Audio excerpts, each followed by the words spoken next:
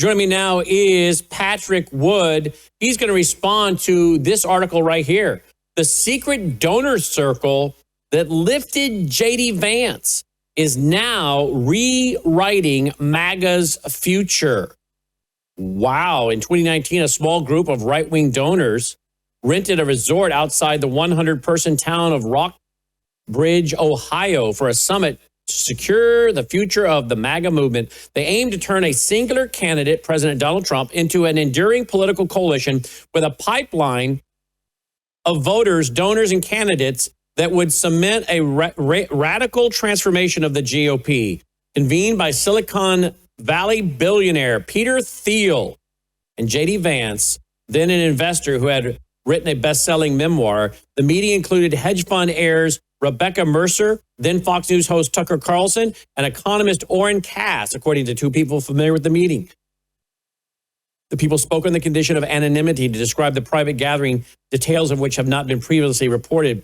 But the person in the room who had solidified the group's ambitions was someone who decided with a decidedly lower profile, an Arizona insurance entrepreneur and conservative media figure named Chris Buskirk. Today, Buskirk helms the Rockbridge New Work, a secretive organization birthed out of the weekend gathering that established itself as one of the most influential forces in the GOP politics. Well, there you go. Let's talk about this and more, including we got a brand new article over here. If you go inside the Billionaires Network, it's going to take us over to technocracy.news. Shaping MAGA's post-Trump future. It's over at technocracy.news. And look at that, a brand new book by Patrick Wood, The Final Betrayal, a cautionary tale, how technocracy destroyed America. And I endorsed the book along with Russell Blaylock and Catherine Austin Fitts. And then I have the endorsement right there. So let's talk about this, because I also see another name in here that is of concern, and that is of Islamic dude. I'm scrolling for his name through here. I think it's going to pop up. I think he's the one. What, Logan? It's up higher. I think he's the one that helped fund Tucker Carlson, according to a lot of reports. Let's see. It's in here. Malik, was that his name? I can do the old Control F. How do you spell his last name, guys? O-L-I. How do you spell his name, Patrick? Malik. M-A-L-I-K. M-A-L-I-K. Yeah. His first name is Omeed. Omeed. Okay. There we go. There we go. There we go. No. There we go. Omeed Malik. He's Muslim. There you go. All right. Joining me now is Patrick Wood. Hello, Patrick. Great to be with you. Great this is to have you with us. Interesting day. Well, it is post-election, right? Yes. You write in this book that 1789 Capital, the venture capital firm that he founded, Buskirk, with investor Omeed Malik, focuses on what the partners call, quote, patriotic capitalism, end quote, and now counts Donald Trump Jr. as a partner. Yes. Yeah. Tell me about all of this.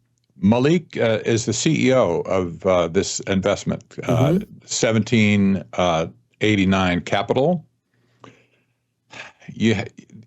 I almost feel like we need to construct flow chart. Like a chart like they do in a murder mystery, where they put all the stuff on the cork board and they put strings between it, figure out who goes where. This is so deep at this point. I'm still kind of figuring out where all of these connections are. But we see Don Jr., J.D. Vance, Charlie Kirk, Tucker Carlson. Wait a minute, Charlie Kirk was at this meeting? Not exactly, but he was one of the first investors in the 1789 Capital firm. Was he really? Yes, he was. This basically kind of debunks the idea that he had a brush in with Peter Thiel when he was in college or before he went to college. And you're talking about J.D. Vance now? No, I'm talking about Charlie Kirk. Okay. Charlie Kirk applied for a grant from Peter Thiel. He didn't get it, but nevertheless, he was there, okay, when he was under 20 years old. So I would have dismissed that. Okay, he did it, he lost, and he didn't get anywhere. But now it comes out there was a relationship all along with Peter Thiel. Because the 1789 Capital Fund included Peter Thiel as well. He's one of the architects of it, if you will. And he was a friend of all these people, including J.D. Vance, and of course, J.D. Vance is his protege. But now it appears that Charlie Kirk knew exactly what he was doing with Peter Thiel, and he dumped a lot of money into the 1789 Capital Fund. And you have that documented. Yep. Well, it's in this article. Mm-hmm. It said plainly, it says he was one of the first investors. So, and what is the goal of this organization that you say he and others were investing in? Well, this is a venture capital company, and they invest in companies. Like the first investment they made was to fund what was Carlson's network? TCN, I think it was, right? Yeah. That was their first investment. So their idea was to invest in non-woke companies, and that included, I guess, TCN. That was the first thing they put money into. But they've invested in other companies since.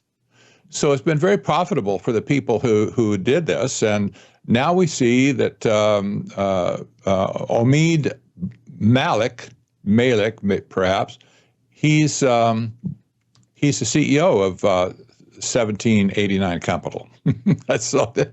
Let me go back to the article. It says the impact of Rockbridge and super PACs on the 2024 election is not well understood. Rockbridge's affiliated super PAC, Turn Out for America, was one of a handful of groups that canvassed swing states on behalf of the Trump campaign, including Charlie Kirk's Turning Point Action. Turn Out for America spent $34.5 million on the 2024 cycle, according to FCC records, far less than the $261 million from Elon Musk and America's PAC. So what you're saying is they worked very hard to get Donald Trump elected. Is this why we're seeing Donald Trump go so big with the tech bros? Yeah, apparently so. It seems like this whole thing was architected by Peter Thiel in the first place. We document this in our book, The Final Betrayal. We write a lot about Peter Thiel and documenting exactly where he came from, how he's done all his stuff, how he's strategized. He's a strategist for sure. But we see Peter Thiel in everything going back at least 25 years, starting with the PayPal mafia. And now he's just everywhere you look. And all of a sudden he shows up here in this story where he's with J.D. Vance and Tucker Carlson and Charlie Kirk and et cetera, et cetera, et cetera. He's everywhere, it seems like. And this is not a mistake, for sure. So what do you think the goal and objective is of these folks? Is it just technocracy? Absolutely. It is absolutely so. These people, they're one column for sure. There's other people who want to take over the country as well and take over the world. Everybody, like the old song says, everybody wants to take over the world. So everybody wants to rule the world. The old rock song. Exactly. So do you think it's possible that Charlie Kirk got into this and saw what was going on, was about to blow the whistle on any of this? This is a good possibility. I wouldn't say that outright, but I think I'm thinking it. Okay. Okay. So I want to make sure people understand we're not trashing Charlie Kirk. We're just explaining he went to this group, he was involved. But I have to start wondering if he wasn't about to come out against this group and say we can't go down this road. I tell you what, if he did that, he would be in big trouble with these people. They couldn't allow that to happen. So, that's a good possibility. There's no other explanation how the organization now has turned around 180 degrees from what it was before, now that Charlie's gone. Do you think that's because the people around him are scared? It's like, okay, we're backing away from all that? Well, maybe the powers that be behind the organization in the first place are asserting themselves, and they're saying to the leaders now, you're going to fly the way we want you to fly, not the way Charlie wanted you to fly. But apparently, all this business, for instance, of the ecumenicalism. Exactly. This is so in your face now with TPUSA and TPUSA faith that it's not funny. To a Christian, at least, who understands Bible prophecy, you can see where this is headed, and this is bigger than just Charlie Kirk. This is a master plan from Satan's point of view, for sure, to take the country in another direction into this whole business of anti-Semitism, changing the eschatology of the church, what the remaining evangelical church, convincing everybody who falls into this Reconstruction movement, the NAR movement, etc. This is changing the nature of the church, and it's also changing our attitude towards Israel. And you can't see this any other way if you look at it from a spiritual perspective. Yeah.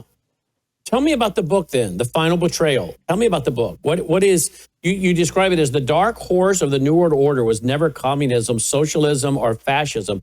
It's always been technocracy, started in the 1930s, reintroduced by the Trilateral Commission in 1973 as the new international economic order. Technocrats have staged a sweeping coup d'etat in plain sight in Washington, D.C. during the Trump presidency. Are you getting pushback on this? Are you getting attacked by Trump supporters for this? I have a little bit of already some pressure. I'm just discarding it at this point. I have so many receipts on this that there's nobody can argue the point. However, if people didn't read the book, well, how can they say that it's bad? So you buy the book or get the Kindle or whatever, or borrow a copy from somebody. You find out for yourself if what I say is true. And by the way, my co-author, Courtney Turner, she's sharp as a tack. And she really helped me with this book, especially with the philosophy behind it. She did a great breakdown on Peter Thiel as well. But the issue of betrayal is everything that we were hoping for before that election. So just over a year ago, right? It's November 2nd, 2024. We were thinking, well, President Trump is going to come in. He's going to reverse globalism. He's going to drain the swamp. He's going to stop spending money on wars. And he's going to restore economic and cultural primacy. He's going to follow the Constitution. He's going to confront the institutional elites. This is what we were looking for before that election, right? Exactly. I had to interrupt because this is my blind 11-year-old, nearly blind 11-year-old schnauzer who for some reason needed to come get some attention. Was there something going on I'm supposed to know about? You're kind of mom's dog, but for some reason she's coming to me. Which normally that happens when she has a thunderstorm. She comes to me but it's not thundering out. So I don't know what it is you need, but that's why I kept bending over. So, are you all right? Maybe go to Logan. Let Logan check on you. All right. Hey, she understands the betrayal. I'm telling you what. She gets it. She gets it. Lily, Logan's opening the studio door, the control room door for you to go in there. She needs some reassuring or something, Logan. Look, well, I agree with everything you're saying. Look at this. Todd Starnes put out today. 10 months after the inauguration, and nothing has been codified, he writes. States are ignoring Trump's executive orders, and there have been no consequences. The do-nothing Republican Congress has done nothing, absolutely nothing. Hearings galore, but no one has been held accountable for weaponizing our government.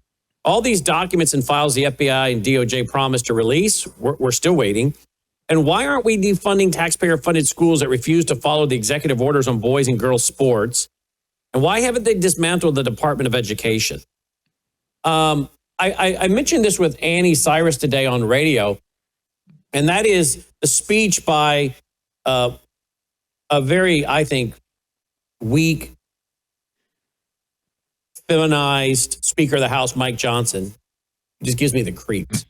And I think he goes well with the guy that leads the Heritage Foundation. That's another wimp, in my opinion. All wimps.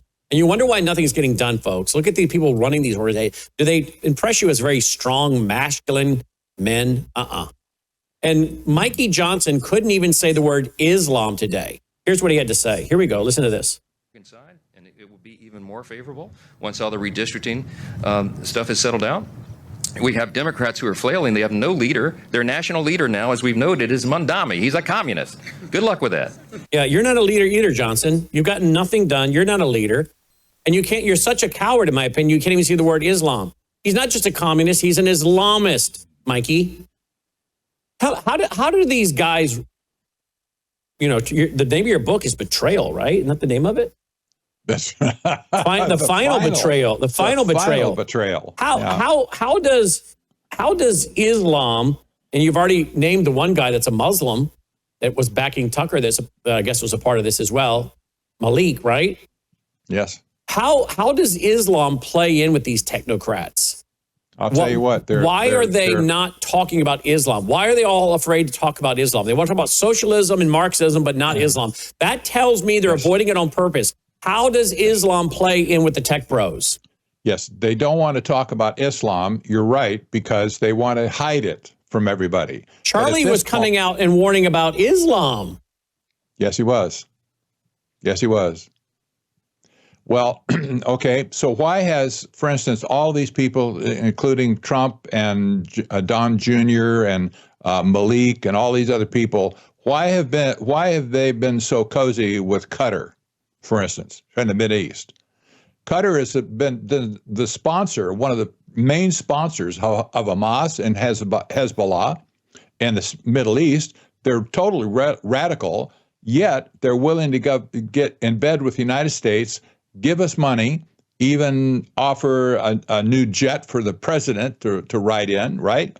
And we're going to give them a military facility in Idaho, Qatar is. Exactly. So all of a sudden, there's like all these trillions of dollars that Trump has pulled out of the Mideast based on this new cozy relationship. Well, what is going on here? This is absolutely insane. Don Jr. with Malik I have a picture of them in Qatar together. Can someone find that picture? Because I saw it earlier today. It's not. I put this in my article, the second article that I produced on. That was today's article, actually. Omeed Malik, the technocrat Muslim billionaire inside MAGA. I'm going to it. Here we go. This is his second article. I didn't even know about this one, but I did someone showed me the picture earlier today. Well, there he is. There's Malik at the Qatar Economic Forum with Don Jr. Yes. Okay. So, and then there's another picture. Isn't there another picture where I saw a bunch of them together, Logan? I saw a group picture where they're all standing up somewhere. Who's got that picture? Yeah. Can we find that picture, guys? Yep. Find that original article. Click through it to the original article. So here he is, Don Jr. at the Qatar Economic Forum back in May 2021, 2025. The Qatar Economic Forum. Now, why on earth could we have some kind of economic agreement with Islam, the biggest funders of terrorism, Qatar? They're into social justice. That's one of the pillars of Islam. What kind of economic cooperation can we have with Islamists, particularly Qatar, for Pete's sake? Why do I feel like we're being compromised? The love of money is the root of all evil. That just came to mind. It really is. You might remember I wrote an article in 2006 that detailing Western banking's adoption of Sharia finance. And since then, it has infiltrated all of the major banking institutions around the world who are now selling Islamic or Sharia compliant investments, bonds, stuff like that, and they're making money off of it, and they're selling it not just to Muslims around the world, but also to non-Muslims as well. So what impact has this had on a financial world? Well, we know the banks, they're all a bunch of prostitutes anyway, but they've taken this whole thing in, sucked it down their throat, then spit it out to the rest of the world.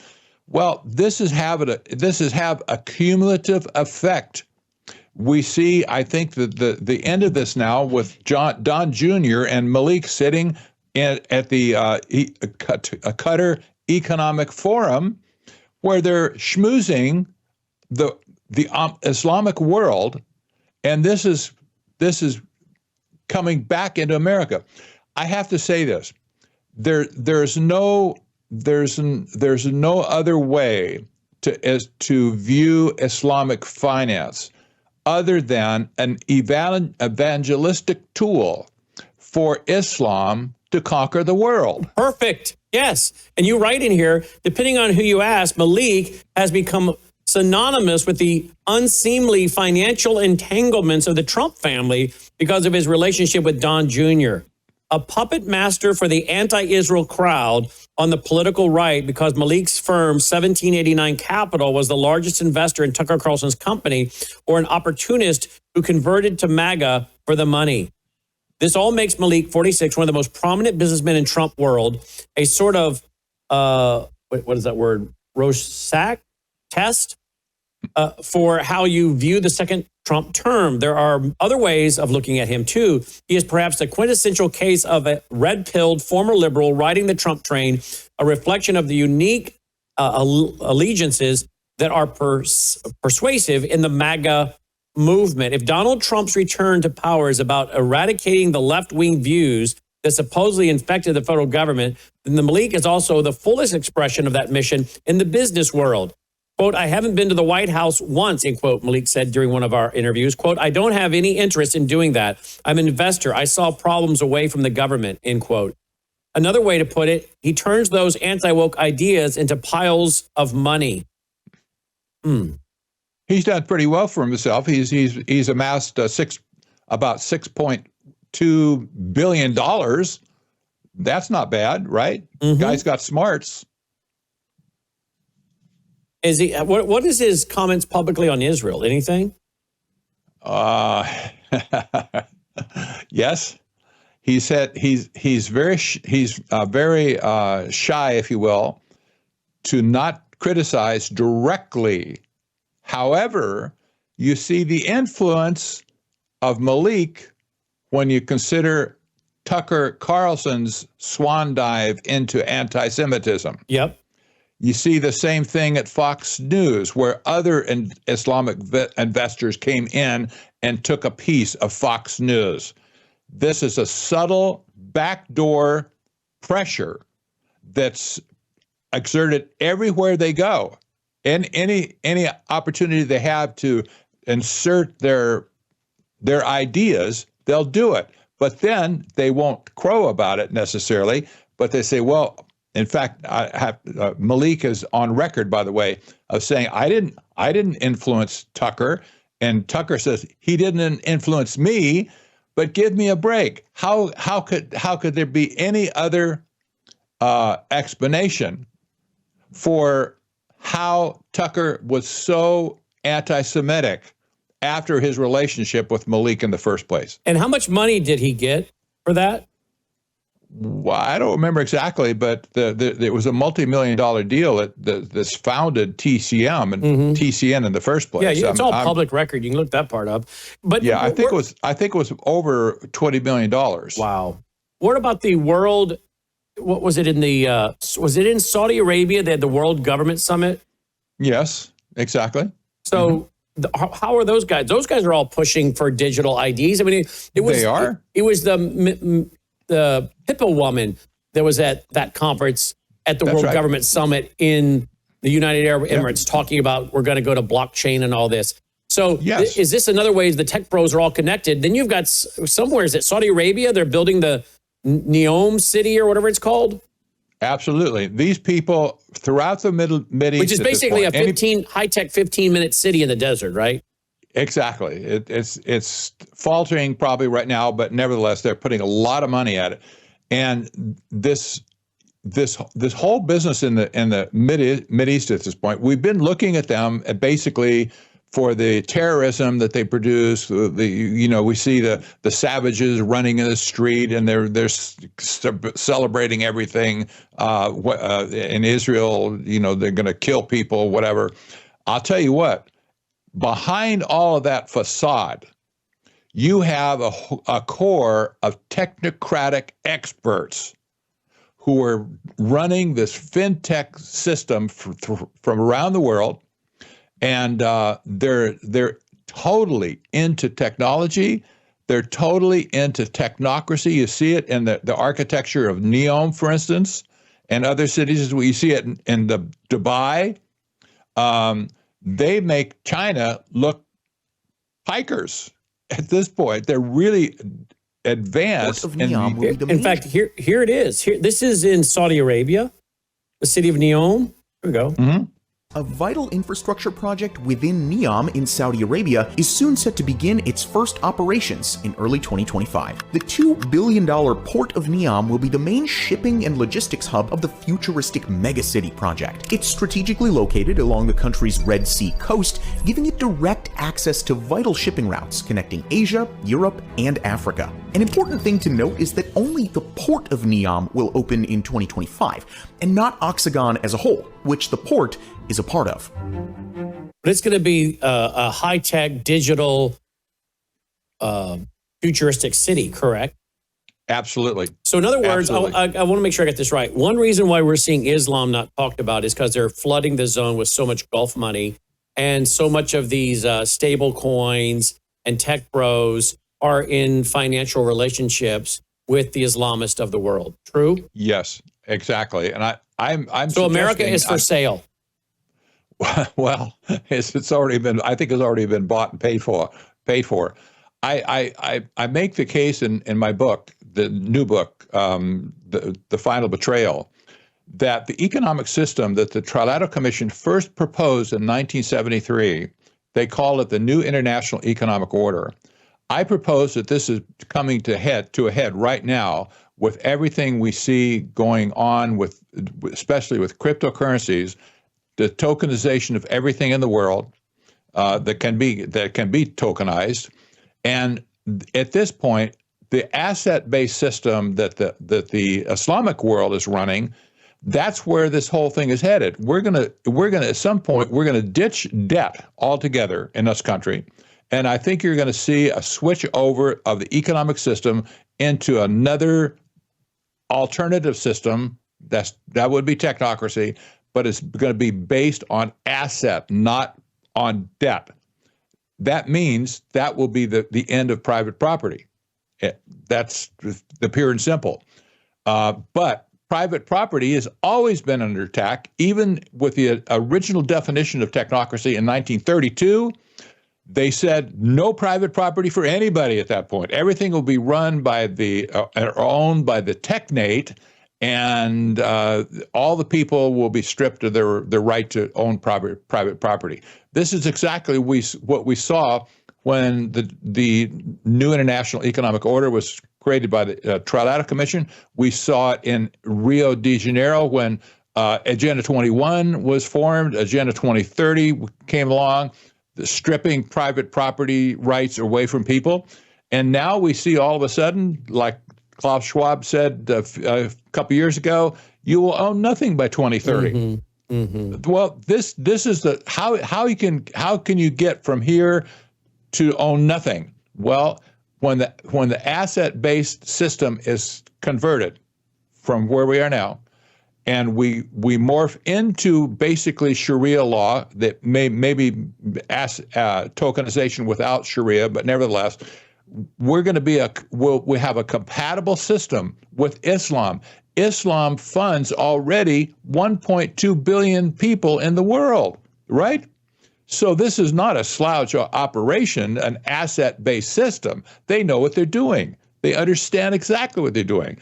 But at this point, our debt-based system is on its last legs. That everybody understands that. We can't continue at this point. That the whole thing is going to collapse at some point.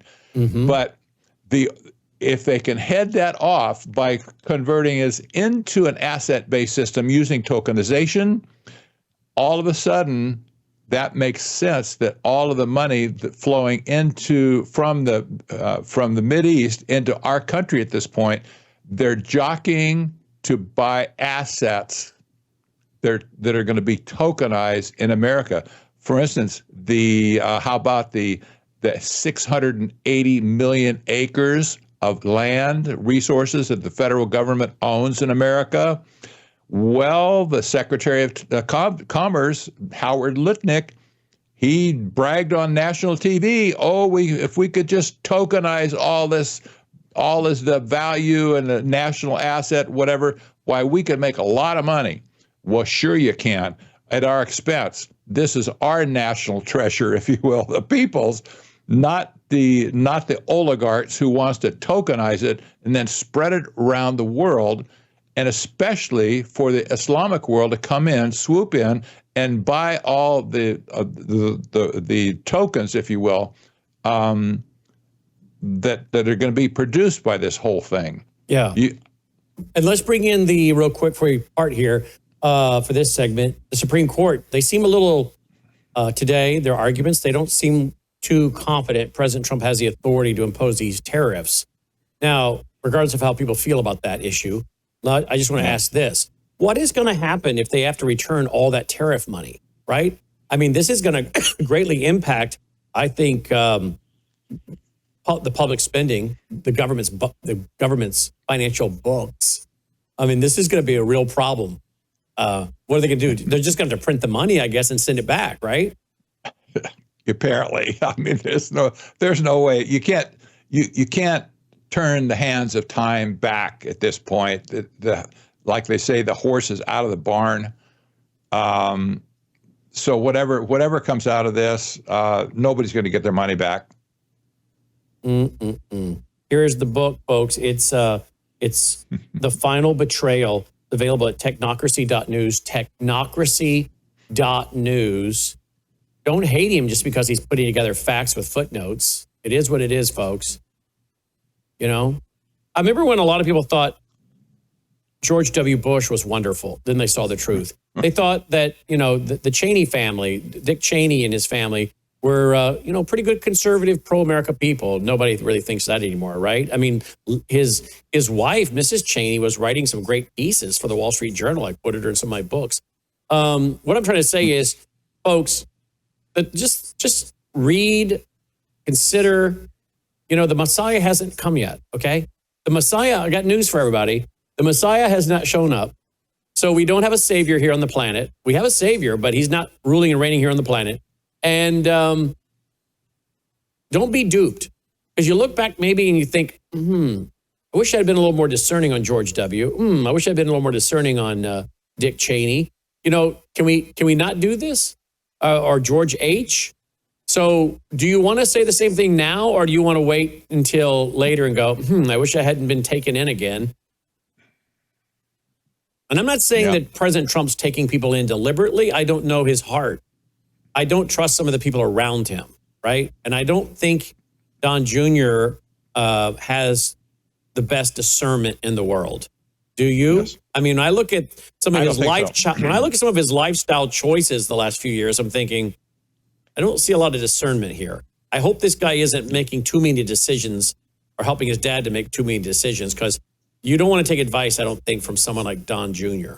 It's nothing personal. I just don't see a real discerning individual based on his public life that I've seen. Would you agree with that? I would agree.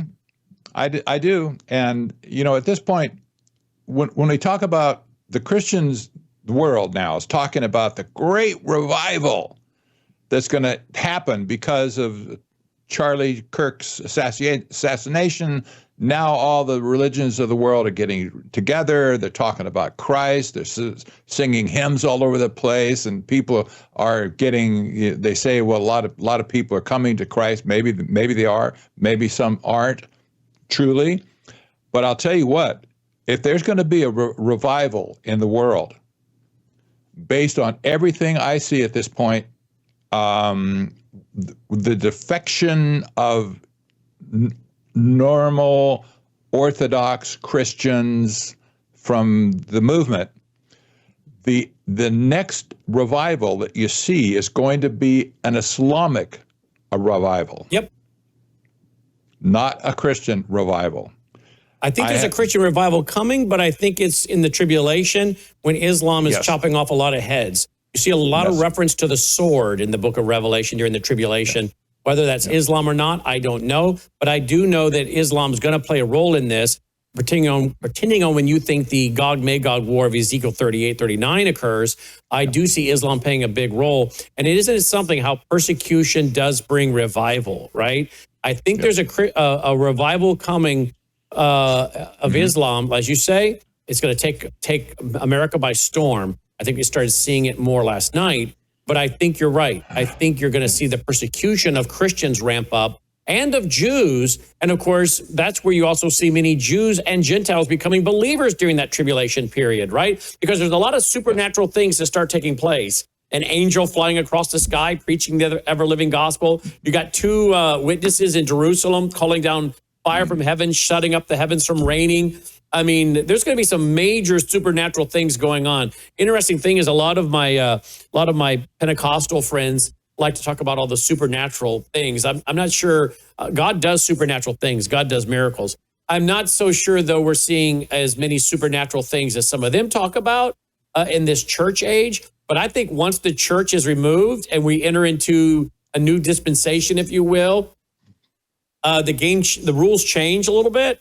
And the character nature of God doesn't change, but the way he works and who he works through changes. He's going to be working mightily through the Jewish people. That's why Satan hates the Jews. And many of them become believers. He's going to be working through many Gentiles. Many Gentiles will be saved through the preaching of the Jews. The two Jewish evangelists or Hebrew evangelists, who I think they will be to an extent, and to the Jewish 144,000. And so I think you're right. I think we're about to see persecution lead to a lot of problems for us, but I think it eventually leads to an outbreak of an amazing revival. Closing comment. During the tribulation period, there's no question that there's going to be a mass of people saved during that period of time. That's because God is going to take care of evangelism himself at that point. And it will really be amazing, I think. But at this point, we're getting the dregs of the church age at this point, and we can see the defection going on around us. And all I can say to Christians today, don't get sucked into this idea of replacement theology, number one. And don't get sucked into anybody who said we have to build the kingdom of God on earth before Christ can return. If you do that, you're going to be sucked into a vortex, and you'll be deceived until the rapture happens. And you probably will wonder what happened here when it does happen. Indeed. So, be very careful. Be vigilant. Do not be deceived. The Bible says it over and over. Do not be deceived. Do not be deceived. Do not be deceived. Just constantly, right? Technocracy.news to get the new book so that you aren't deceived. It, again, is a great book. I was happy to endorse it. The Final Betrayal, available at technocracy.news. Thank you, Patrick. It's all also on Amazon Kindle. And on Books By as well. Okay. I have an alternative cited as well, so that it's going to be everywhere. Kindle as well. Okay, excellent. Yes. Thank you, Patrick. You bet. We'll be right back after this very short break. Do you know about glutathione? You can't live without it. It's a naturally occurring ingredient in your body. But guess what? It starts to decrease around the age of 20. You need glutathione. There are over 165,000 studies on glutathione at PubMed. It detoxes your cells. And we know there are toxins everywhere. In fact, studies have shown glutathione may remove mercury from your brain, helping prevent Alzheimer's, dementia, and Parkinson's. Check it out at swishforlife.com. You just put a small 2 caps in your mouth, swish it for about 3 minutes. Then you can swallow it or spit it out. Studies show that this is in your bloodstream within 90 seconds. It's better than an IV. That'll cost you about $250, and it's broken down. But when you swish with it, it is in your body in 90 seconds in its totality. Glutathione, you need it to live. Swishforlife.com. Swishforlife.com.